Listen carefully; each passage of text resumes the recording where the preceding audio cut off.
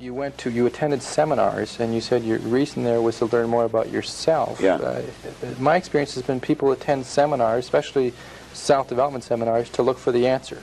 They want to know, what is it out there I can learn so that I can be more successful? That wasn't your motivation? No, oddly enough, and I think probably you're right. I think that's what most people are looking for. I think they're looking for an answer outside of themselves, and they're never going to find it.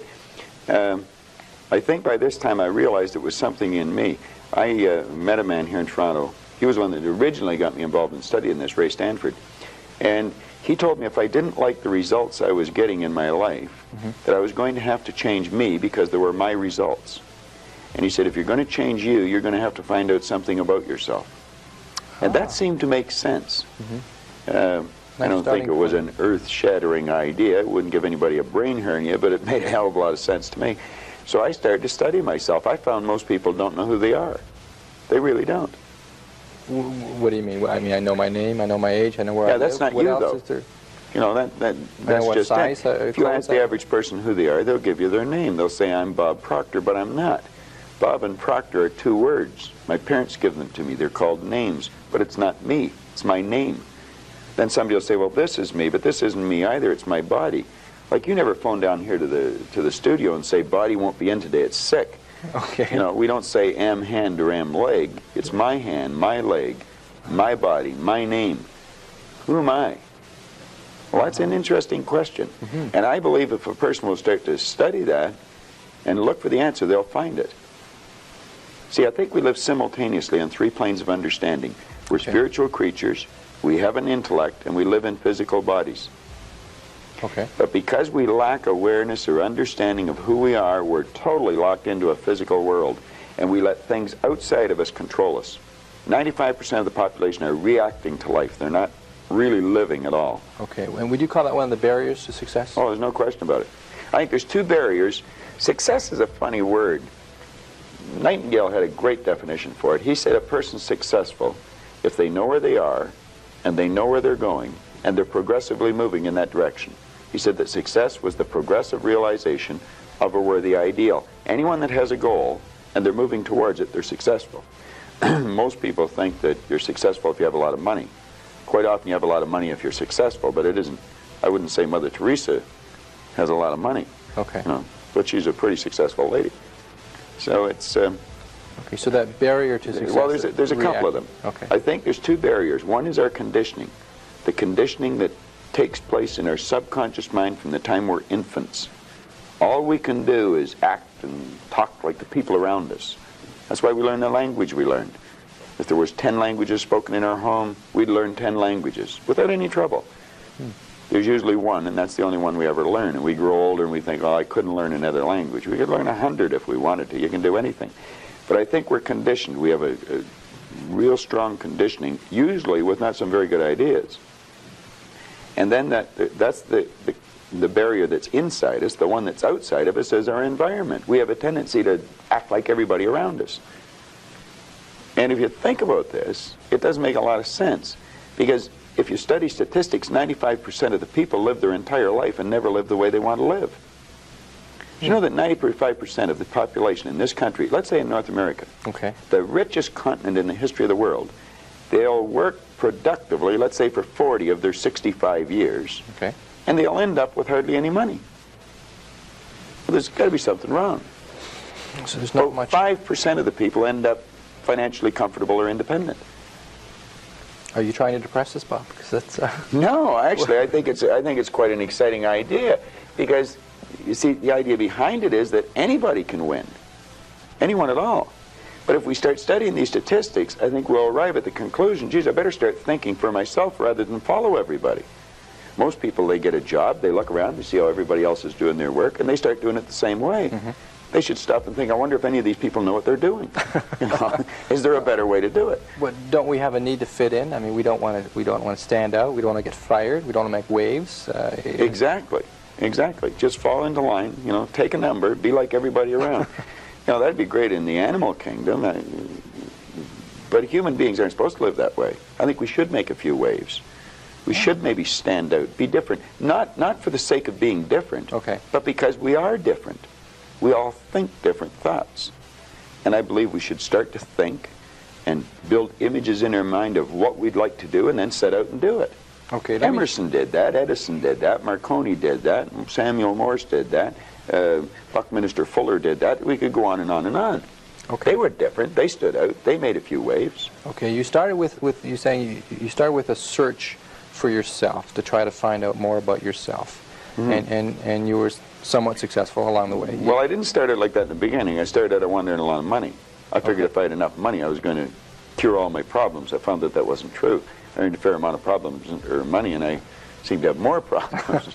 But I after working at this for a few years, I decided that the real answer is get to know yourself a little better. Okay. And I don't think you have to go off in the Himalayas and become a guru to. Okay. What did you do to learn about yourself? You said you went around as many seminars. I attended seminars. Okay. I went and listened to different speakers who taught something about the mind. I think the answer is in our mind if we'll start studying and trying to understand our mind. Okay. Let me get back to you if I can. What did you learn about Bob Proctor during that study? Well, I learned that the biggest part of me you'll never see. It's non-physical. And what you see here in the physical body is nothing but the physical manifestation of the higher side of my personality. And of course that's true with you, and Nancy's on the camera. It's true of everyone. And what we have to study, I think, is how does this non-physical part of my mind work? What happens when I think? Where do thoughts come from? How was this chair built? Somebody had to think. Thoughts are everywhere. And we pull thoughts into our mind and we build pictures or images in our mind. Okay. What we want to understand is that's a non-physical side of ourself that's doing that. If I can build an image of something in my mind, I'm quite capable of building a physical replica of it in my world. So if I build an image of me as a happy, relaxed person, I can live like that. If I build an image of myself as being prosperous, I can become prosperous. So if we think rich, we will be rich. Absolutely. We're already rich, just short of money. Okay, those of us that like to acquire more money Yeah. and or happiness or whatever we see success, those of us that want to reach the goals that we've set for ourselves, we do it first by... Well, the first thing you do is sit down and decide what you want. If it's money you want, how much money? Lots of money. Well, nobody knows how much lots is. Okay. So you've got to be specific. Okay. You write down on a card exactly what you want. And you carry that card around and read it often. Now, this is what I learned in this book, Think and Grow Rich, and it's what I teach in the seminars. I'll teach people how to set goals. But you decide exactly what you want. And then you start to think. Now, you're going to have thoughts come to your mind of why you can't get it. Mm-hmm. You have the ability in your conscious mind to reject that idea, kick it out of your mind. Thinking of why you can't do something is never going to do you any good. And keep thinking until you start to think of thoughts of how you can do it. And the way will be shown to you. It comes in the form of images in our mind. Think of how you can and not why you can't. Okay. So our first step is to set That's the some first goals. step. And think about how we can go about reaching those goals. Exactly. And just think of how you can. Now, I would say before you get into that, you should get a good book and start to study it. Select a person who is already doing something that you'd like to do. Get to know that person. Mm-hmm. Go to the experts for advice. Don't ask the person next door, your mother, father, brother, or the guy that works beside you, because they don't necessarily know. There's no point in asking a person how to earn a lot of money if they're only earning $10,000 a year. They don't know.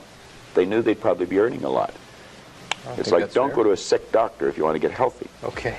So you find someone that you can go to for advice. Get a real good book and lock into that book and start to study it. Like, I've had this one that looks like a Bible, but this is Napoleon Hill's book, Think and Grow Rich. I've been reading this thing now for 23 years. I'll probably read it for another 23 years.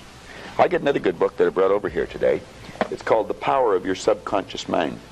Now, I'm not getting a commission for selling this. The author's dead now. He's been gone for a couple of years. But Dr. Joseph Murphy wrote this book, The Power of Your Subconscious Mind.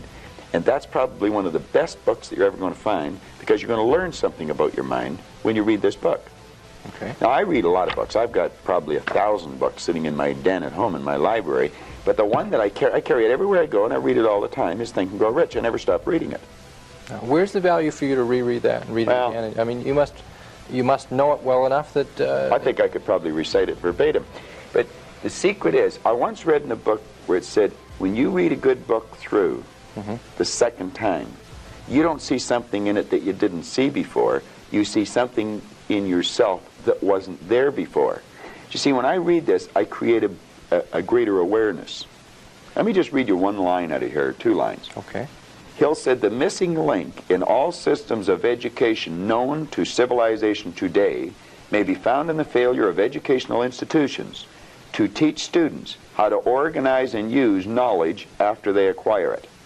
He went on to say that we should understand the real meaning of the word educate. It's not going to a brick-and-mortar edifice for 25 years. Okay. That's gathering information. You'll probably develop your memory, but I would question how well you develop your mind. And I'm not against education because I encourage my children to go to school, as we know it. Now, he said the word education comes from the word educo.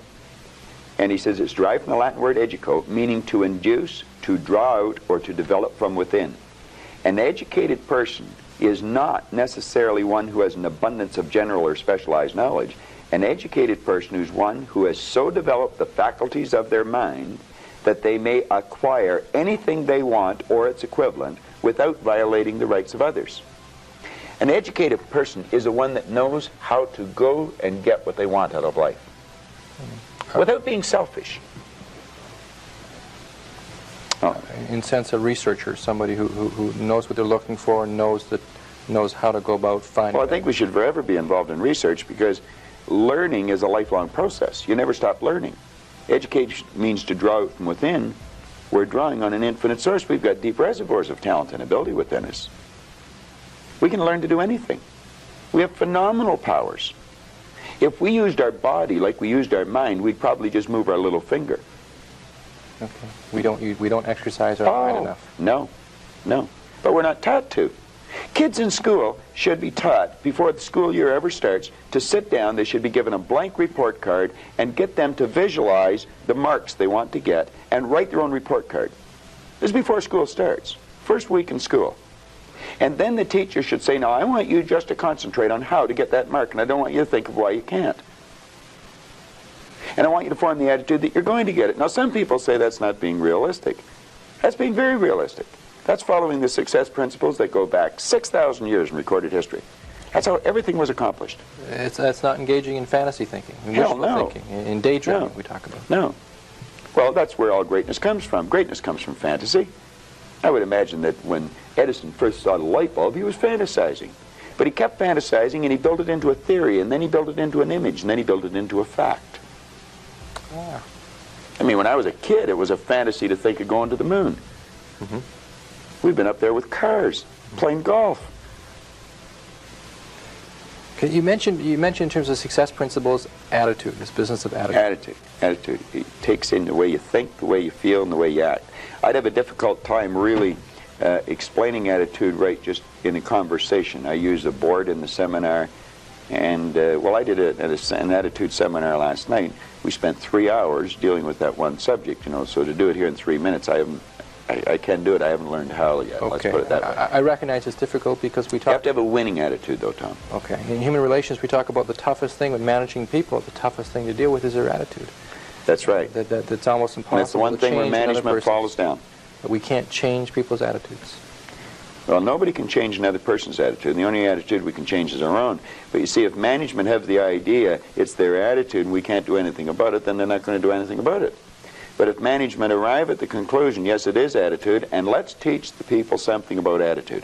Let's teach them something about themselves. Let's make them realize that they're worth something, that they're valuable, that the greatest resource we've got. Companies spend about 65% of every dollar that comes in goes back out on employees and wages and benefits, and yet management knows less about employees than anything else. They know more about the gadgets and the widgets than they do about the people. Okay, so your suggestion is we develop a winning attitude. Absolutely. Can you define that for me, first of all? What is a winning attitude? Well, if we can understand, let me digress for a second. The whole universe operates by laws, and there's a law of opposites. It's called the law of polarity. Everything has its opposite. There's a right and a left side. There's a front and a back, an up and a down, a hot and a cold, positive and negative, yin the yang. Well, you can think negative or you can think positive, but you can't think both at the same time. You're only going to think one way at one time. And we have to train our mind to think or look for the positive or the good in things. There's good in everything. There's no such thing as no good. Car broke down on the way over to the station. There's something good about it. There's something good about it. Now, you may have to look to find out what it is. Okay. Yeah. But there's something good in everything. There has to be a positive and a negative for anything to exist. There's a law of gender that decrees that. Science understands it. It's taught in science. Okay. Well, once we understand that there's this law of opposites, there's negative thoughts or positive thoughts. As the thought energy flows into our mind, we decide what we're going to think. A person's out of work. They can decide to think, I can't find a job, but they can decide to think, I can. If they're thinking, I'm going to find one, then they'll start attracting a train of thought to them, figuring out how to find it. You really have to understand how your conscious and your subconscious mind works in relation to your body or your physical world to understand attitude. Attitude should be taught as a subject in school ahead of reading, writing, arithmetic, or anything else. Because it's a person's attitude that's going to determine the marks they get. Okay, maybe part of attitude or related to attitude is this business of self-image, which you talked about. Yeah, well that would, like we were talking about success principles, and I was saying you got to get the winning attitude, you've got to set a goal. Then you have to work on self-image. Now, when we think, we build images in our mind. Dr. Maxwell Maltz discovered the self-image concept as we know it today. In 1960, he was a plastic surgeon. And he realized he was operating on people. He may have removed a nasty scar from their face. And he noticed sometimes when he removed the scar or maybe did a nose job on them or something, there was a great psychological change took place in the person. Where they may have been introverted, they started to become very gregarious and outgoing. And he postulated that there must be two images that we have, an exterior image, and we also have an inner self-image. Mm-hmm. And he started to study this, and he wrote a magnificent book on it called Psycho-Cybernetics. Mm-hmm. And psycho-cybernetics, psycho being the mind, cybernetics being the science of control and communication. And he goes into this, and he explains how every one of us has an image in our mind of ourself. And it's called a self-image. Too many people don't know much about themselves, and so they don't have a very good image of themselves. And you'll often notice that people will shy away from you. They won't look you in the eye. They'll look down or look up. They'll never try to do anything of any great consequence because they don't think they can. They have a poor self-image. Okay. Part of that is because through school we're told about what we don't do well. We failed here, or we had low grades, or that we could only be part got of it. 60% Yeah. or whatever. Okay. Yeah. I think there's been a great disservice done with the IQ test in that respect when you're bringing out school. Binet, the Frenchman, back around the turn of the century, invented the IQ test, and then we brought it over from Stanford over here, and we'll test a person's intellect, and then we'll brand them good, bad, smart, not, and that's not true. We can change IQs by changing self-images. Mm-hmm. But yes, if we're told we're not very good, you're just like your dad, you're a bum, you're never going to do well, you didn't go to school, you can't win. Okay. Well, that's all false. We can do anything. And we should be encouraging a child. Give them a pat on the back rather than a kick. Okay, what can we do? Members of our viewing audience right now, most of us walk around with some degree of a self-image. Is that fair to say? We all have a self-image. Okay, would you say most of us have a negative self-image to some degree? Well, let's say we can all improve our self-image. Okay. I don't care how good your image is, you can improve it. Okay, how can we improve it? Something specific. How can we go about making our self-image more positive? Well, again, you're getting into a whole day seminar. If I could give you just a simple tip on it, if a person would sit down and let their body relax, totally relax, okay, and then start to visualize in their mind, see themselves the way they want to see themselves. Which may take a good deal of thought, since we're not well, sure you relax, yeah. I mean, in terms of how we want to see ourselves. Maybe we don't know how we want to relate it to something specific. Somebody we admire, maybe? Or possibly. Somewhere we'd like to see yourself down the road? Okay. Yeah. See how you'd like to live your life. See yourself living it that way. Okay. Now, understand that that's a picture in your mind. When you pick up a book, the book is nothing but a picture that an author has painted in words. Van Gogh, the great artist, was asked one time how he did such beautiful work. He said, I dream my painting, and then I paint my dream. They get the picture in the mind, and then paint it on the wall or on the canvas. Well, if we would relax and build the image in our mind of how we'd like to see ourselves, how we'd like to see ourselves acting in life, relating to other people, our social life, see ourselves in the position we hold, or how we make our sales presentations if we happen to be in selling or something, and then take that picture and describe it, write it out in the present tense. I am so happy now that I see myself, and write it out. Now, a lot of people will laugh at this and say, that doesn't make any sense. It makes a lot of sense. They can't tell you why it doesn't. I could spend hours telling you why it does, and I could explain it in such detail that everyone would understand it. But write out a description of how you'd like to see yourself. Start to read it, and read it, and read it, and read it every day. Carry it around and keep reading it. The one point that all the great teachers, all down through history, have all agreed on, they've been in complete unanimous agreement on it, we become what we think about. Now, it may be fantasy at first, it might even appear to us as being a lie. But if you read it often enough, you'll start to believe it. And when William James said, believe and your belief will create the fact, you will see the person's personality change. I watch people in the seminars, personality change right in front of my eyes. And all they're doing is starting to see themselves different. They're starting to think different thoughts. So our thoughts control our actions? Oh, there's no question about it. No, our thoughts control our feelings. Okay. Our feelings control our actions. All right. And we control our thoughts? Absolutely. Or we can control our thoughts? We can control our thoughts, yes. Generally, though, one of our difficulties, one of our problems maybe is that we tend to react to what other people will tell us, and we consequently get the negative thoughts, and then that affects our feelings, and then that affects our behavior. That's right. That's exactly the way it is. We read the newspaper. Doom and gloom's coming. We just accept it. Doom and gloom doesn't have to be coming. Do you know there's always been a depression for some people? I grew up with the idea that everybody went broke in the 30s. They didn't. Some made millions. I thought everybody went out of business. They didn't. Some people went into business. There's always a depression for some people, and there's always good times for others.